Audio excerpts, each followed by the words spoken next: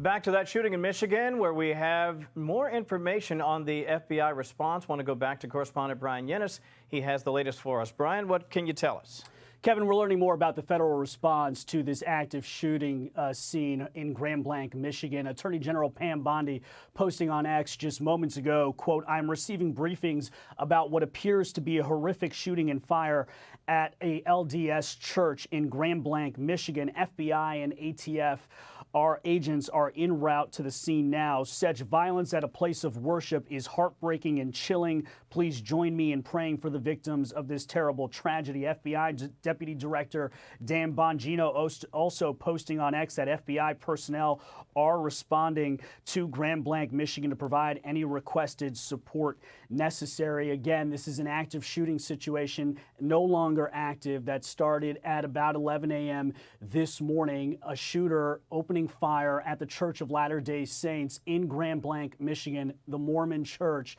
Fox 2 Detroit reporting 6 to 8 victims. Police, though, have not given a specific number, only that multiple victims. There are multiple victims at this church. You can see that there was a fire started.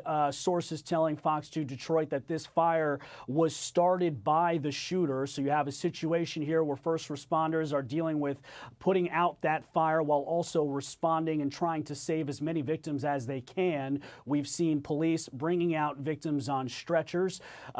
We don't know how many, only that people have been making their way out of that church. The police there in Grand Blanc Township Police saying that, again, the shooter is down. There is no current threat to the public, but over the last hour and a half or so, a very frightening situation there, as we now have the FBI, the ATF, and the federal government there helping local police, and we expect a press conference at about 12:45, 1 p.m.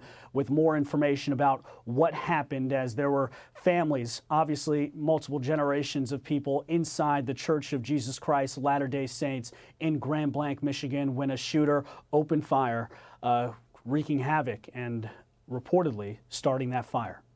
Kevin? Brian, thank you for that. And also, we'll keep an eye out and see if we hear from Governor Hochul.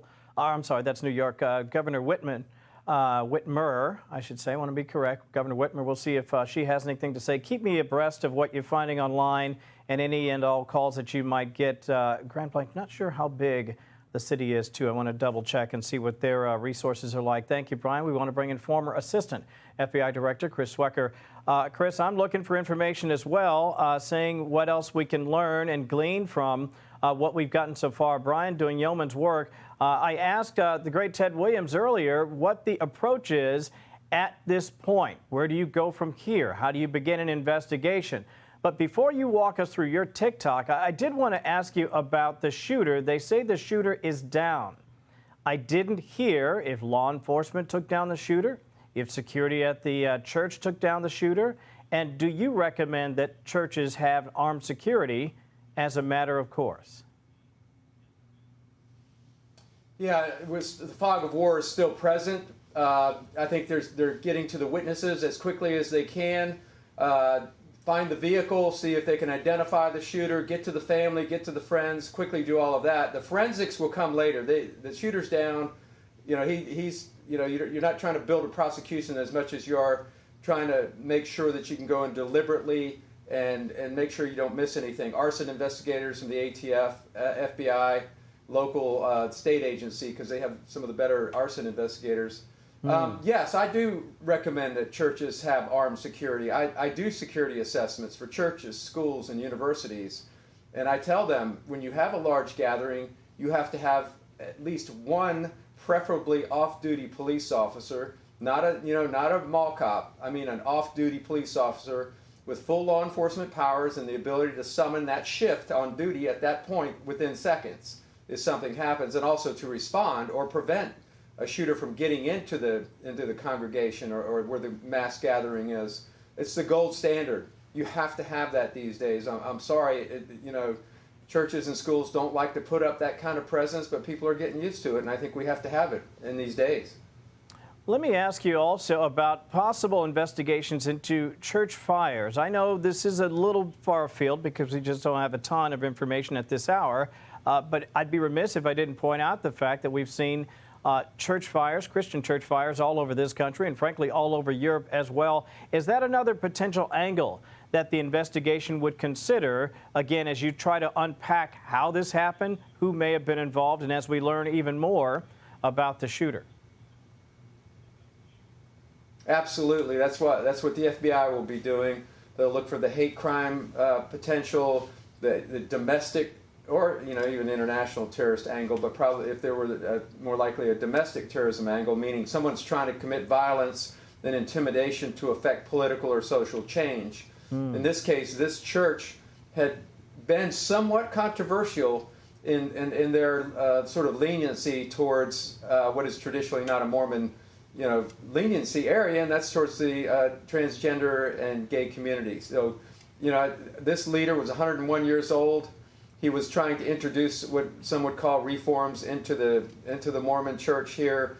So there may be some controversy surrounding that, and I don't think this is a coincidence that he passes away and a day later you have this happen. And this is designed to disrupt, intimidate, and get attention with the fire and the shooting. Sometimes shooters try to cover up the evidence with a fire, but that's not the case here because this guy's down, and I don't think he ever intended to get out of this alive. So there are a lot of angles here. As I said, the forensic part of it's the last thing they need to worry about right now because the shooter is down. So they're not going to need to use the forensics to make matches and gather evidence in that sense. But they do want to get to friends, witnesses, find the car, find the identification, figure out who this guy is, and then you can work sort of back into the motive. I just wanted to read something while I had you. This is actually from Governor Whitmer. She says, "My heart is breaking for the Grand Blanc community. Violence anywhere, especially in a place of worship, is unacceptable. I am grateful to the first responders who took action quickly. We will continue to monitor this situation and hold the Church of Jesus Christ of Latter-day Saints in Grand Blanc close." Again, that's Governor Gretchen Whitmer just sending a tweet about 10, 15 minutes ago. Thank you for that, guys in the booth. I appreciate it. Let me ask you one more thing before we let you go. I just want to get a sense of, now that we've talked about where we are, what are the days ahead? I think the collaboration between agencies is always complicated. How do you make sure you marshal all the troops in one direction? Yeah, there's a thing called the Incident Command, Unified Command, which all law enforcement leaders, executives know about and practice from time to time. And that is, when we have an incident like this with multiple agencies, then you set up your command post.